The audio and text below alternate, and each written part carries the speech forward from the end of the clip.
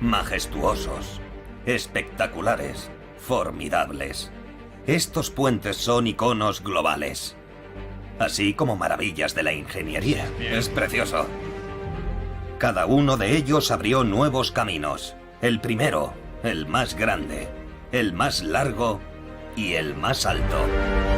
Soy Rob Bell, ingeniero, y estoy en una aventura global para descubrir cómo y por qué estas formidables estructuras fueron construidas, y para aprender acerca del sudor y el sacrificio que conllevó su construcción. ¡Mira! Voy a llevaros más cerca de lo que nunca habéis estado. Esto es impresionante. Los inspeccionaremos desde todos los ángulos concebibles. ¡Ah, sí! Y con los hombres y mujeres que los mantienen en funcionamiento las 24 horas del día, pase lo que pase. Echad un vistazo a esto. Estos son los puentes más extraordinarios del mundo. Sídney, la ciudad más antigua y poblada de Australia y uno de los litorales más hermosos del mundo. Se la conoce como la ciudad del puerto, y la mejor forma de llegar aquí es sin duda en barco. Tal y como hicieron los primeros colonos europeos hace unos 230 años. Si atravesáis navegando el puerto, pasaréis frente a dos estructuras de renombre internacional, la Ópera de Sídney y el puente de la Bahía de Sídney. Elevándose hasta una altura de 134 metros, es el puente en arco de acero más alto del mundo y conecta los barrios residenciales del norte de Sídney con el centro de la ciudad. Pesa más de 39.000 toneladas. Tiene una longitud de 503 metros y 49 metros de anchura. Cuenta con 8 carriles de tráfico, 2 líneas de ferrocarril, un camino peatonal y un carril específico para bicicletas. Cada día lo cruzan más de 200.000 coches. Cuando se inauguró el 19 de marzo de 1932, se convirtió de inmediato en un monumento emblemático de renombre mundial. Y desde entonces millones de personas lo han cruzado, lo han sobrevolado y han pasado por debajo de él. Es como una gigantesca puerta triunfante que marca nuestra llegada aquí, a Australia. El puente tardó un siglo desde su primera propuesta hasta su finalización. Su construcción duró 8 años y costó 6 millones de libras. Y su aparición marcó una nueva etapa en la extraordinaria evolución de esta joven ciudad. Sídney se fundó en 1788, cuando 11 barcos británicos arribaron más o menos aquí. A bordo viajaban más de 1000 colonos, incluidos unos 850 reclusos. Y el capitán describió esto como el mejor puerto del mundo sin excepción, y lo llamó Puerto Jackson. En los 4 años siguientes al primer desembarco, llegaron 4000 reclusos más. Le siguieron los primeros colonos libres procedentes de Gran Bretaña, que viajaron aquí para emprender una nueva vida. En 1871, 200.000 personas lo consideraban su hogar. Cuando la orilla sur comenzó a atestarse, algunos empezaron a establecerse justo enfrente. La orilla norte está tan cerca que se puede llegar hasta ella nadando. Sin embargo, para llegar allí por tierra es necesario recorrer más de 24 kilómetros para dar toda la vuelta, y en el siglo XIX ese viaje habría costado alrededor de un día. La alternativa era un ferry. El primer servicio lo puso en marcha un emprendedor expresidiario jamaicano en 1816. Billy Blue, como se le conocía, ejercía su oficio vistiendo un viejo abrigo de oficial de la Marina. La demanda era tal que pronto tuvo una flota de 11 barcos. 60 años después, la cala de Sídney se había convertido en un muelle circular y en el centro de la creciente red de ferries del puerto de Sídney. En 1904, el número de pasajeros de ferry había aumentado a 19 millones al año. 75 ferries operaban cada hora para hacer frente a la demanda. El mayor activo de transporte natural de esta ciudad, su puerto, se había convertido en un desastre en lo tocante al transporte. La solución que todo el mundo conocía era un puente entre las orillas sur y norte. De hecho, no se trataba de una nueva idea. A lo largo del siglo XIX se habían presentado varias propuestas para la construcción de un puente, pero todas habían sido rechazadas por los sucesivos gobiernos. Los diseños se consideraron demasiado fantasiosos, demasiado antiestéticos, demasiado arriesgados para el transporte o sencillamente demasiado caros. Pero en 1900 se necesitaba una solución urgentemente, así que el gobierno lanzó un concurso internacional para encontrar el mejor diseño y plan de construcción. 30 de los mejores proyectos se expusieron públicamente aquí, en el Queen Victoria Building, antiguamente un mercado y ahora un elegante y sofisticado centro comercial, pero los jueces consideraron que todos eran insatisfactorios y muy poco detallados. La única solución, un segundo concurso, esta vez con un informe mucho más detallado. El puente tenía que permitir una distancia de 52 metros por encima del agua. La arcada principal debía tener 363 metros y 32 centímetros de largo y el tablero un mínimo de 18 metros de ancho. También tenía que soportar 2 ferrocarriles, 2 carreteras, 2 vías de tranvía y 2 caminos peatonales. Fue este proyecto de Norman Self el que ganó al final un puente en Ménsula. Un diseño en el que las vigas están apoyadas en un solo extremo y sostenidas por grandes torres. Los jueces aconsejaron al gobierno que la construcción comenzara de inmediato y se completara en 5 años y medio. Pero entonces un cambio de gobierno detuvo todo el proyecto incluso antes de haber comenzado. Los diseñadores estaban furiosos. Durante un periodo de 3 años habían invertido una gran cantidad de tiempo y dinero en lo que calificaron como el concurso de adivinanzas del puente de Sydney. Y todo para nada. Y para gran disgusto de la gente, todo parecía indicar que el puerto de Sydney nunca tendría su puente.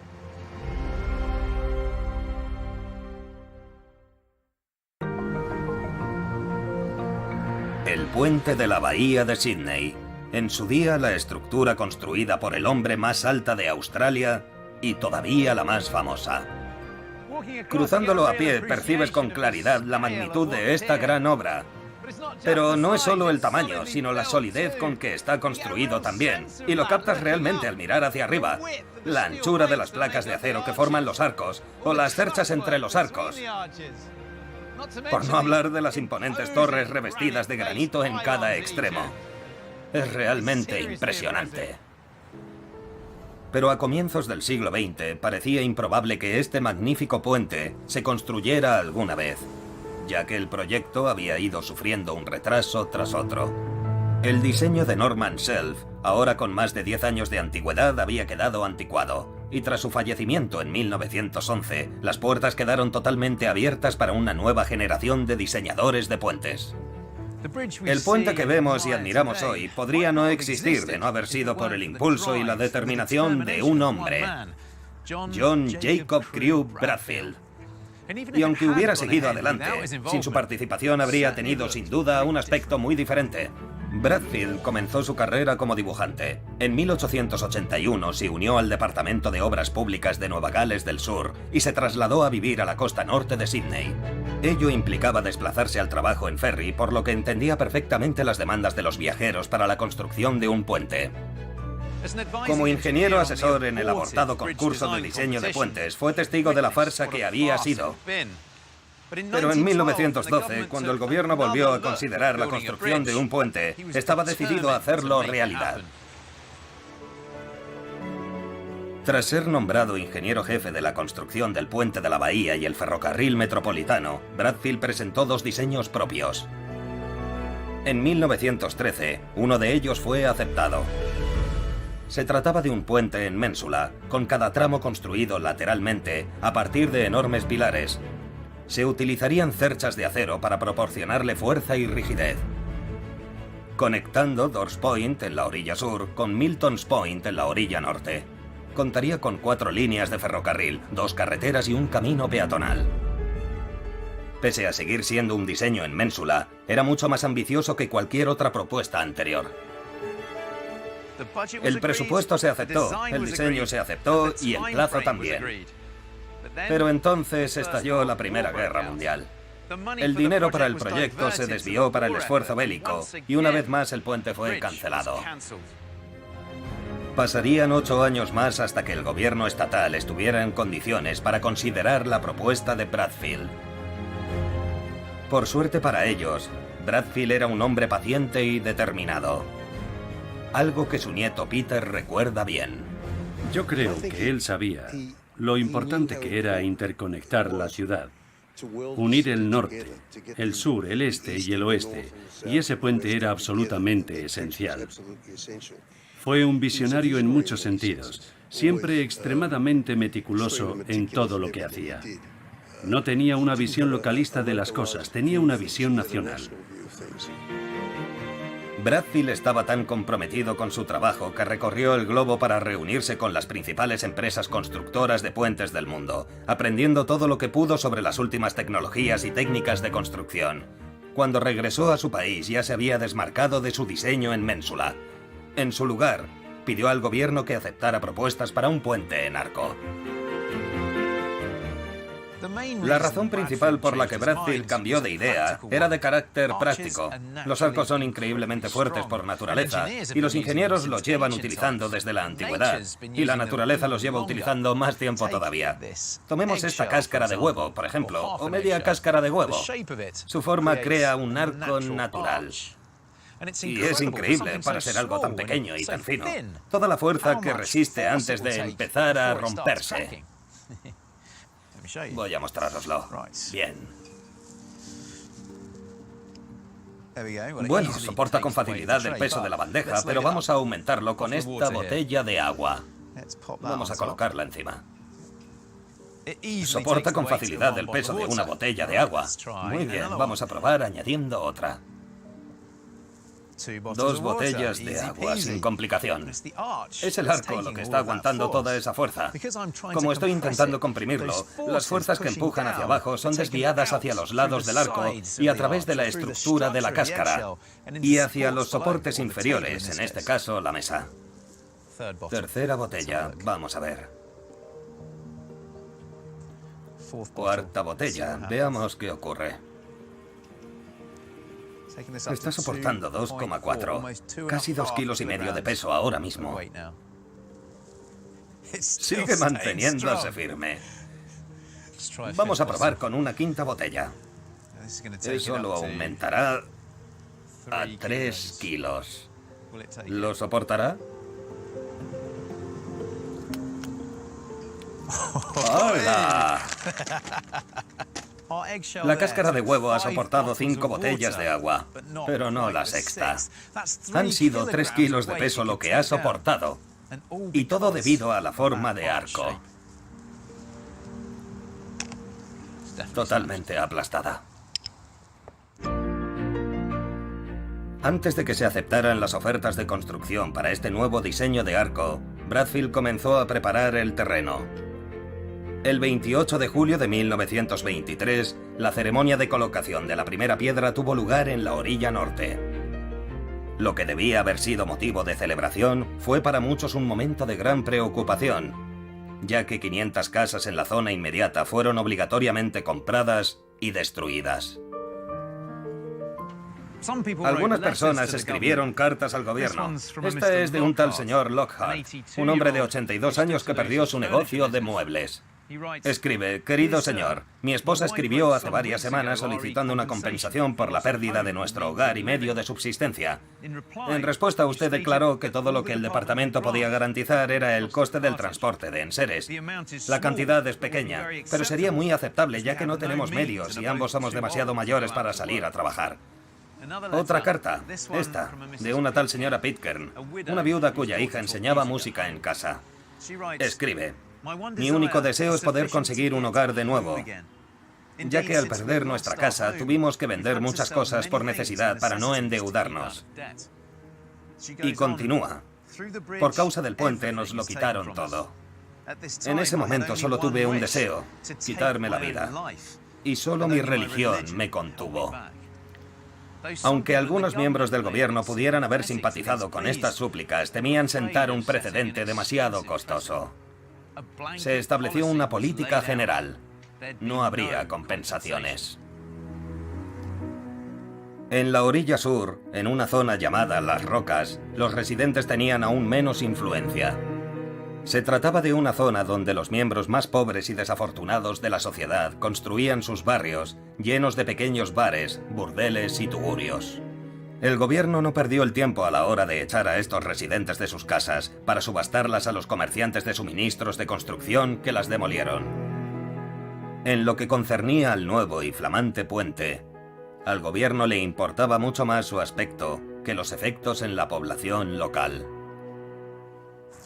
Bradfield había despertado el interés por el proyecto durante su gira de investigación por el mundo, y desde entonces había recibido más de 20 diseños de empresas con sede en Estados Unidos, en Reino Unido, en Canadá, así como aquí en Australia. El 24 de marzo de 1924 tomó su decisión. Concedió el contrato a la firma inglesa Dorman Long & Company y a su diseñador asesor, Sir Ralph Firman. Puente A3, como era conocido, sería la estructura más grande que Australia había visto jamás. Sería un puente sólido y lo parecería. Y sus torres revestidas de granito aquí, en opinión del propio Bradfield, le darían un aire de dignidad. El diseño preveía un único gran arco central con un vano de 503 metros que atravesaría el puerto de Sydney de norte a sur en un solo tramo y se elevaría en su zona central hasta una altura de 134 metros. De él se suspendería la calzada a una altura media de 51,8 metros sobre el nivel del mar, sobrepasando el arco en cada extremo mediante una serie de 5 vanos de aproximación, formados por estructuras de vigas horizontales sobre pilares de granito. Con 50.000 toneladas, esta sería la estructura más pesada del mundo. Las secciones de acero e incluso los remaches que las mantienen unidas serían los más grandes jamás producidos para un proyecto de puente. 20 años antes, Bradfield había considerado un puente en arco algo antiestético, pero ahora era un absoluto convencido y había abandonado por completo su propuesta original del puente en ménsula. Bradfield se había decantado por el puente en arco de acero tras ver el puente de Hell Gate de Nueva York. Construido en 1916, fue el primer puente en arco de acero con un vano de más de 300 metros. Aunque es solo una fracción del tamaño del puente de la bahía de Sydney, guardan un asombroso parecido, incluso en lo tocante a las decorativas torres de piedra. Bradfield estimó que el puente en arco de acero costaría 350.000 libras menos que un puente en ménsula, y con los nuevos avances en el acero, haciéndolo más resistente y ligero, el arco para Bradfield no solo era práctico, sino irresistible.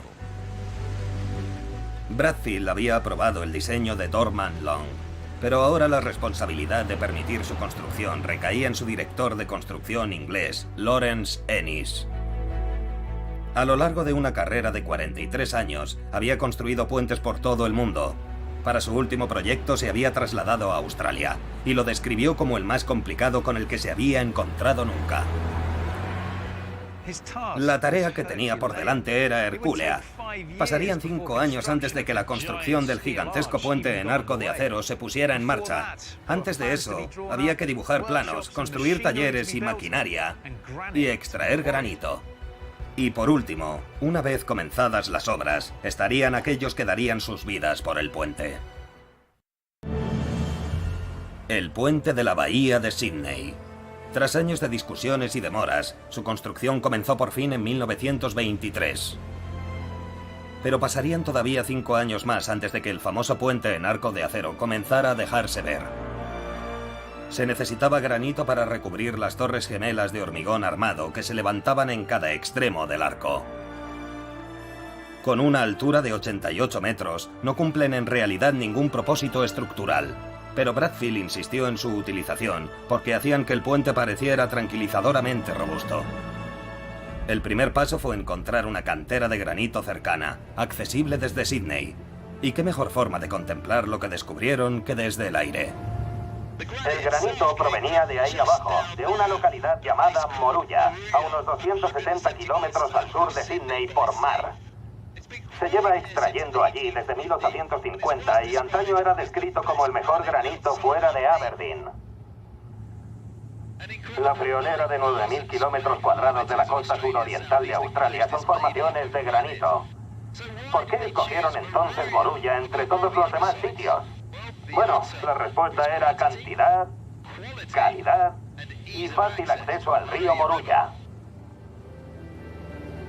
3 barcos de vapor se construyeron especialmente para transportar la roca por el río y luego a través del mar a Sydney. Pero primero tenía que ser extraída. En aquella época, Moruya era una pequeña comunidad y no contaba con la mano de obra cualificada necesaria. Así que Dorman Long puso en marcha una campaña de reclutamiento. John Gilmore fue uno de los trabajadores que contrataron. En 1924, él, junto con su mujer Mary y sus 9 hijos, se mudó desde Escocia a Moruya. El trabajo era duro y las horas largas. Pero pronto una bulliciosa comunidad se estableció al lado de la cantera, en una zona que se conoció como Granite Town, pueblo del granito. En su apogeo, entonces, ¿cuánta gente pudo vivir aquí en Granite Town? Más de 300 personas. En el apogeo de las obras había 64 niños en la escuela. A ver, descríbeme entonces qué habríamos visto en Granite Town si hubiéramos estado aquí entonces. Había 72 cabañas de madera. Había cuartos para los hombres solteros, había una oficina de correos, una tienda cooperativa, una escuela y un salón. Entonces esto se convirtió en una comunidad propiamente dicha, ¿verdad? Sí, sí. Disfrutaban de actividades sociales en el salón, así que prácticamente cada sábado era el lugar a donde ir. Tenían conciertos, los italianos tenían una banda musical y los escoceses disfrutaban bailando. Y la cantera estaba bastante cerca, ¿verdad? Sí, justo ahí. ¿Justo encima de esa colina? Sí. La verdad es que está muy cerca. Muy cerca. Cuando hacían explosionar la roca en la pared de la cantera, hay biografías en las que la gente describe cómo se caían los objetos de las estanterías. ¿En serio? Sí. ¿Por la vibración? Sí. Fue esta misma cantera la que suministró alrededor de 50.000 toneladas de piedras numeradas para la construcción del puente de la bahía de Sydney, cada una de las cuales se extraía, se tallaba y posteriormente se enviaba a su destino, situado a 320 kilómetros al norte. Y ya que estoy aquí, no he podido resistirme a probar mis aptitudes en el arte de la cantería. ¿Qué técnicas utilizaban los canteros para conseguir un granito tan perfecto y tan límpido para el puente de la bahía de Sydney? Una vez que se extraía un gran bloque de la pared de la cantera, se separaba de ella lo máximo posible y a continuación se cortaba en bloques más pequeños, empleando pletinas y cuñas. Hemos preparado una demostración para vosotros en una sección de piedra más pequeña. De acuerdo. En primer lugar, se hacían una serie de orificios en la línea donde se quería causar la fractura, y posteriormente se introducían pletinas y cuñas o lengüetas y cuñas en los agujeros correspondientes. Vale. Primero las pletinas y después la cuña entre medias. Si lo he entendido bien, estas pletinas se introducen en la piedra, en el agujero perforado previamente, y luego a medida que se va insertando la cuña, como ya se puede ver, las pletinas se separan y se produce la separación de la piedra en dos. Exacto. Y las pletinas y las cuñas están diseñadas para ejercer una presión equivalente a ambos lados. Aquí tenemos una serie de pletinas y cuñas alineadas a lo largo de la línea de corte por donde queremos romper la piedra. ¿Ahora es cuestión de fuerza? Sí, ahora es cuestión de fuerza, pero recuerda, tienes que dar pequeños golpes sobre cada una de las cuñas empleando la misma fuerza en un sentido y luego volver en sentido contrario. De acuerdo. Y repites el mismo proceso hasta separarla. La verdad es que me entusiasma la idea de ver si soy capaz de partir este enorme trozo de granito empleando esta pequeña herramienta que tengo en mis manos, pero si lo hago de la forma adecuada. Sí. Cruzaremos los dedos. Bien, vamos a intentarlo. ¿Demasiado flojo? No, así está bien. Vale, de acuerdo. La verdad es que parece un proceso bastante suave y delicado. ¿Y ahora vuelvo a la inversa? Sí. ¡Mira! ¿Ha llegado hasta el final? Sí, casi. Desde luego ya se ha agrietado. A ver. Sí. Le falta muy poco. Sí. Fíjate.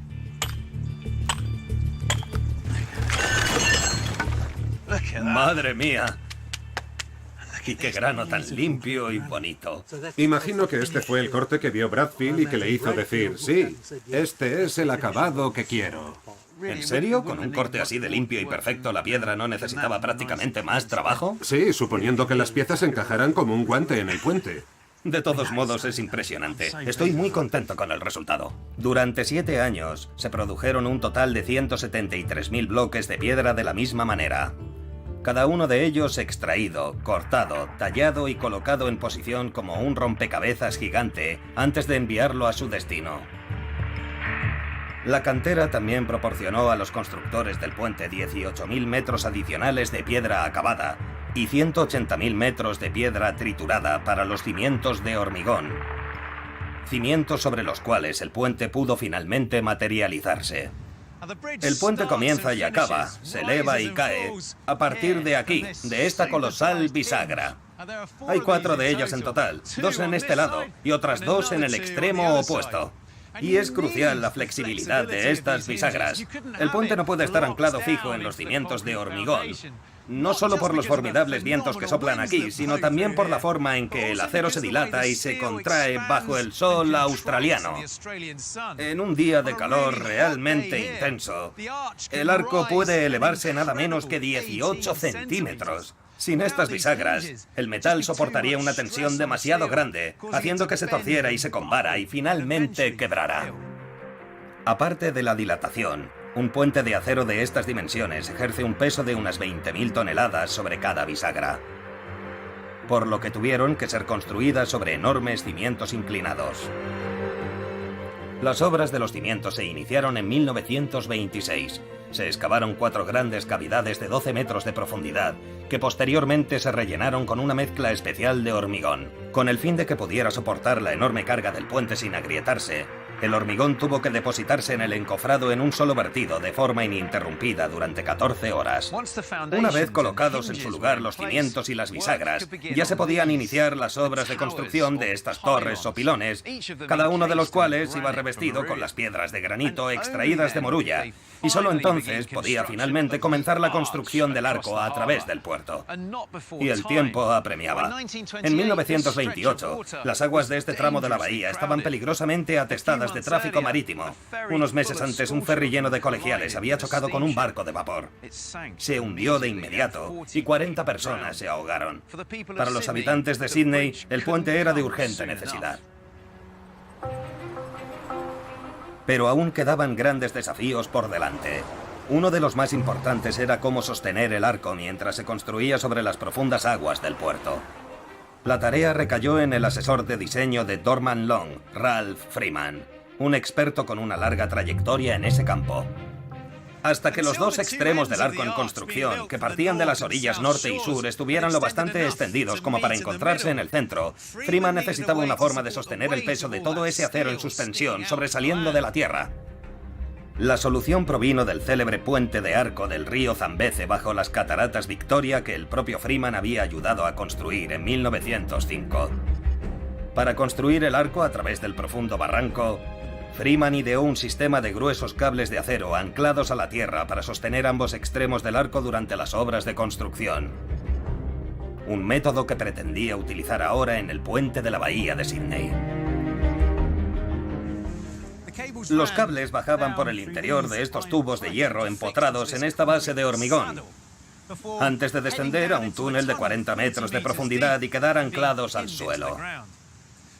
Así como los cimientos y las bisagras son cruciales hoy para que el puente se mantenga en pie, esta base, el túnel y los 2.500 kilómetros de cable de acero fueron esenciales durante la construcción. Aunque las obras de ambos lados del arco se realizaron de forma simultánea, el extremo sur se construyó con un ligero adelanto sobre el extremo norte, con el fin de detectar cualquier error y ayudar en la alineación. Las vigas de acero fueron izadas desde unas barcazas por medio de 2 grúas de oruga construidas expresamente, cada una de ellas con un peso de 575 toneladas.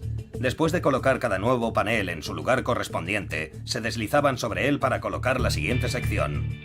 El ensamblaje del puente fue una tarea titánica, en la que participaban cada año unas 1.400 personas entre remachadores, caldereros, constructores de acero y aparejadores. El trabajo era arduo y hacía mucho calor. También era muy peligroso. No había pasamanos o peldaños como los que existen hoy en día. En su lugar, los hombres trepaban apoyándose en los remaches o usaban esta herramienta llamada trinquete, una especie de llave de tuerca de extremo puntiagudo, que introducían en los orificios de los remaches como punta de apoyo para pies y manos, un poco como los montañeros. Pero incluso antes de iniciar la colocación de los arcos, 7 hombres habían perdido ya la vida. Las dos primeras muertes registradas ocurrieron en la cantera de granito de Moruya. La primera se produjo en abril de 1926. Un hombre estaba sentado en la base de una grúa cuando ésta se giró y le seccionó la pierna. La segunda sobrevino menos de un año después, cuando un gran bloque de granito cayó desde una cornisa y aplastó a uno de los trabajadores contra la pared de la cantera, matándolo al instante. En total, 16 hombres dieron sus vidas construyendo este puente. Casi todos murieron en alguno de los accidentes de construcción. Solo 2 murieron al precipitarse desde el arco de acero. Pero entre aquellas muertes hubo también algunas vidas que se salvaron milagrosamente. El caso más célebre fue el de un remachador llamado Vince Kelly. Vince estaba trabajando en el tablero del puente a unos 50 metros de altura sobre el agua, colocando remaches con su poderosa pistola neumática, cuando resbaló y cayó de la plataforma. Como si fuera un saltador experimentado, supo instintivamente que sus mejores opciones para engañar a la muerte eran enderezar su cuerpo, apuntar hacia abajo los dedos de los pies y levantar los brazos por encima de la cabeza. Al convertirse en una especie de jabalina humana, consiguió reducir la velocidad de impacto, cayendo al agua a más de 125 kilómetros por hora. Aún así, sus posibilidades de supervivencia eran menos de 1 entre 10. Sorprendentemente, la técnica de Vince dio resultado y sobrevivió. Aparte de 6 costillas fracturadas, no había sufrido mayores daños cuando lo sacaron del agua. Por su extraordinaria hazaña de supervivencia le fue otorgada una medalla de oro conmemorativa especial. A pesar de los riesgos, el puente se convertiría en un salvavidas para muchos otros. Antes del crack de Wall Street de 1929, que llevó a la economía mundial a una profunda depresión, el desempleo en Australia alcanzaba ya el 10% de la población. Después se duplicó con creces. Pero este proyecto de construcción continuó proporcionando oportunidades de trabajo a hombres que, de otra manera, podrían haber caído en la indigencia. Siguió dando vida a la ciudad, hasta tal punto que lo apodaron el pulmón de hierro.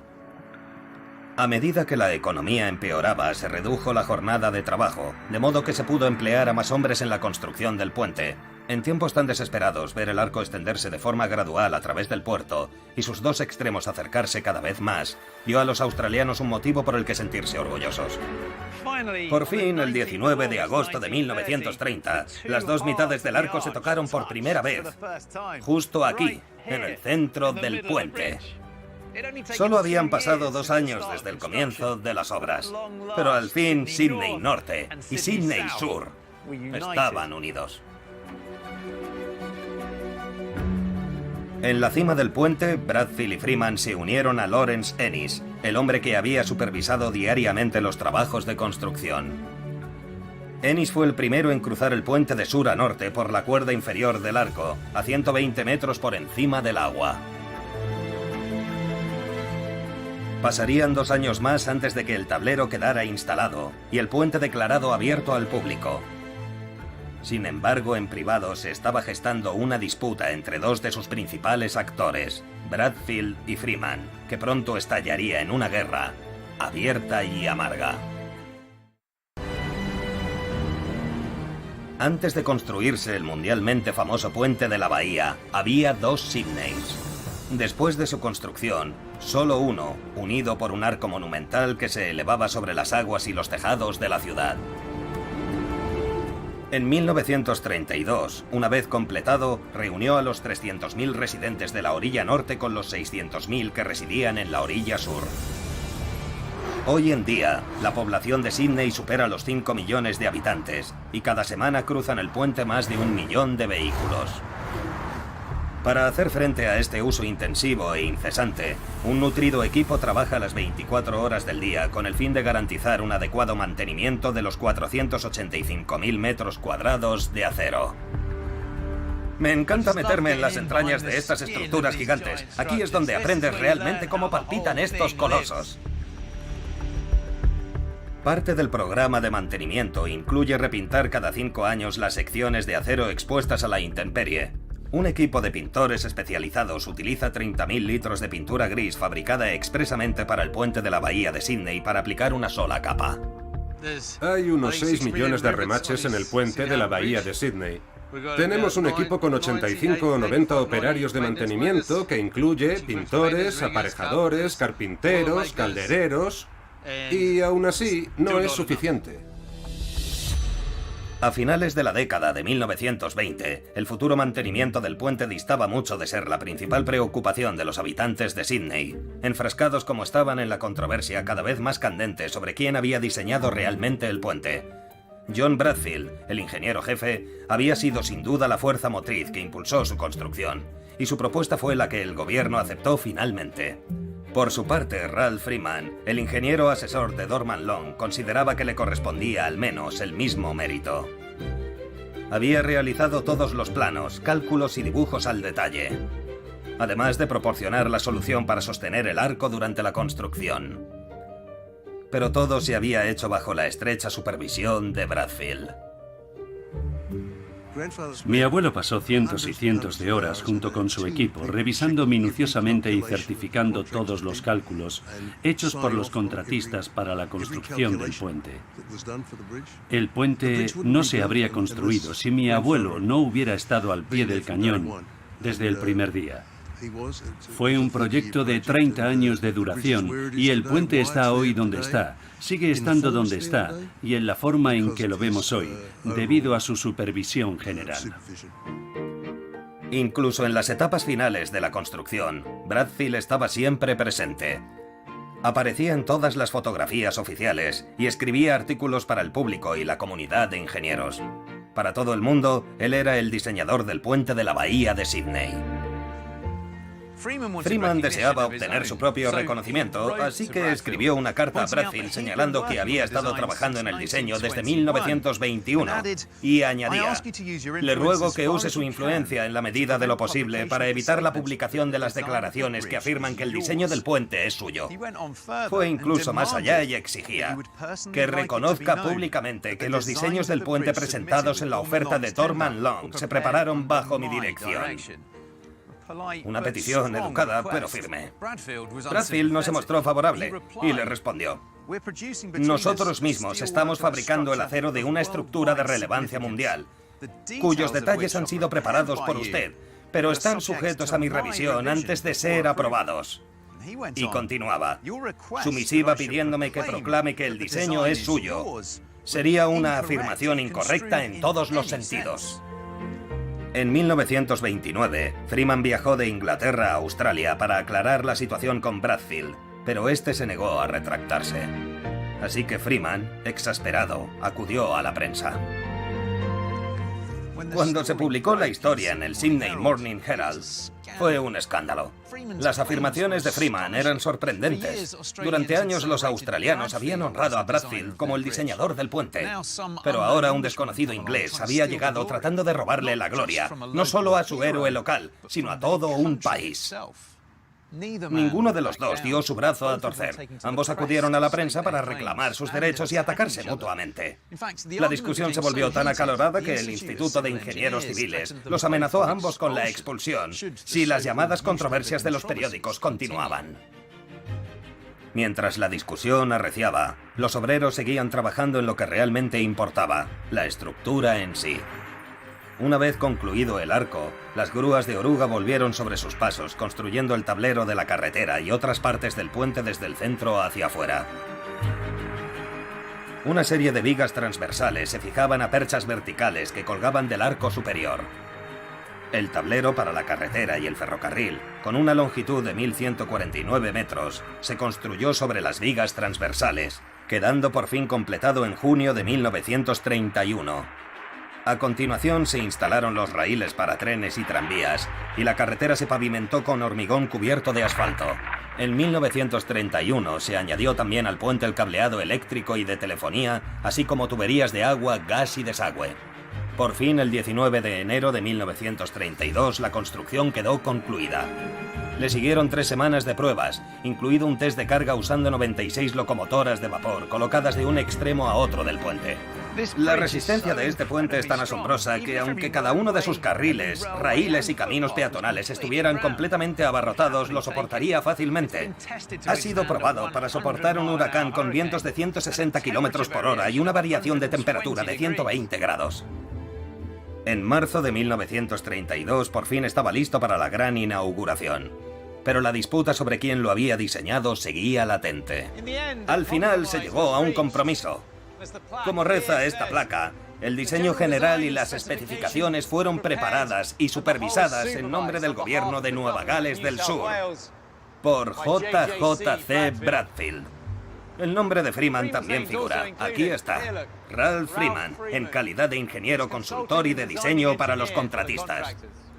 La placa brinda a las futuras generaciones la oportunidad de reconocer el arduo trabajo de ambos hombres, un punto que el nieto de Bradfield no deja pasar por alto.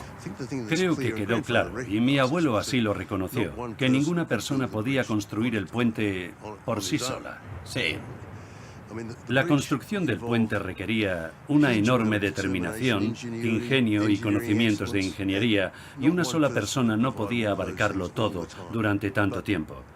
Sin embargo, creo que mi abuelo era el que más derecho tenía a reclamar la autoría del diseño, aunque el papel de Freeman no puede ser ignorado.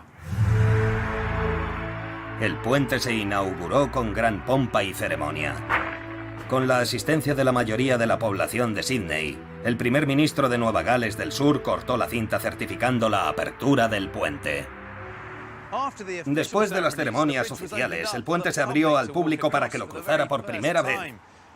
Y nada menos que 1 millón de personas lo hicieron, que era aproximadamente la población de Sídney en aquel momento. Pero el primero en cruzarlo, a bordo de un coche, fue el Dr. John Bradfield. En una época en la que solo había 30.000 vehículos entre coches y camiones en toda la ciudad, el puente podía soportar el paso de 6.000 vehículos y 160 trenes cada hora. De tal modo que toda la población de Sídney podría cruzarlo hipotéticamente en una sola tarde. Tal como estaba previsto, el nuevo puente redujo drásticamente el número de pasajeros en los ferries, que pasó de 47 millones antes de la apertura del puente a 20 millones. Colosal, majestuoso e impresionante. El puente de la bahía de Sídney fue uno de los grandes desafíos de ingeniería de su época. No solo cambió la vida de una ciudad para siempre, sino que se convirtió en el símbolo de una nación joven y audaz, y de un mundo cambiante. Ralph Freeman fue sin duda el responsable del diseño como tal. Pero sin Bradfield no tendría este aspecto, no estaría en este lugar preciso, incluso es posible que ni siquiera existiera.